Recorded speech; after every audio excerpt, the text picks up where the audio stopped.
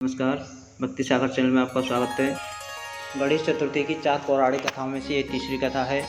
अगर आपको अच्छी लगे तो प्लीज़ लाइक और कमेंट ज़रूर कीजिए। अगर आप मेरे चैनल पर नए हैं तो कृपया चैनल को सब्सक्राइब कर लीजिए, जिससे मेरी आने वाली हर एक वीडियो आप तक सबसे पहले पहुँचे।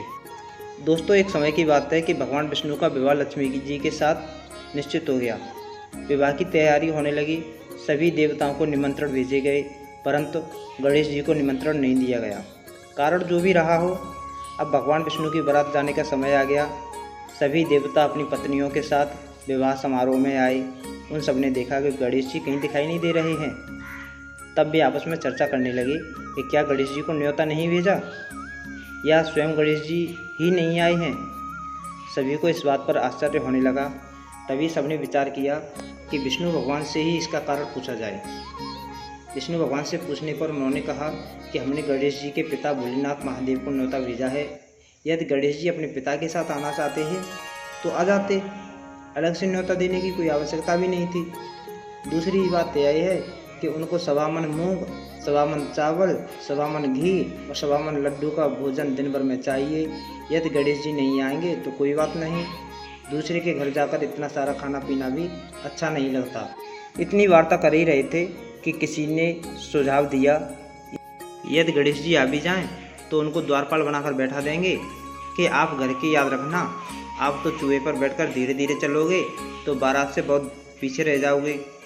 यह सुझाव भी सबको पसंद आ गया, तो विष्णु भगवान ने भी अपनी सहमति दे दी।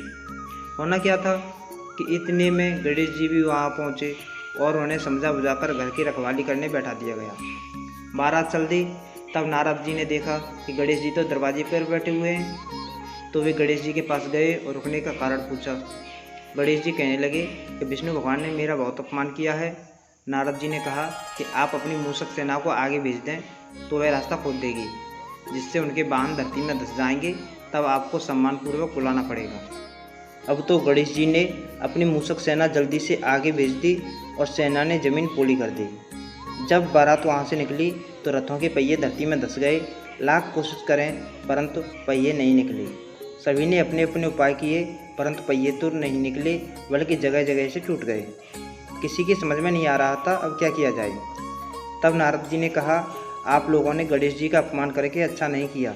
यदि उन्हें मनाकर लाया जाए तो आपका कार्य सिद्ध हो सकता है और यह संकट टल सकता है। शंकर भगवान ने अपने दूत नंदी को भेजा और वे गणेश जी को लेकर आए। गणेश जी का आदर सम्मान के साथ पूजन किया। तब कहीं रथ के पहिए निकले। अब रथ के पहिए निकल तो गए, परंतु वे टूट फूट गए, तो उन्हें सुधारे कौन।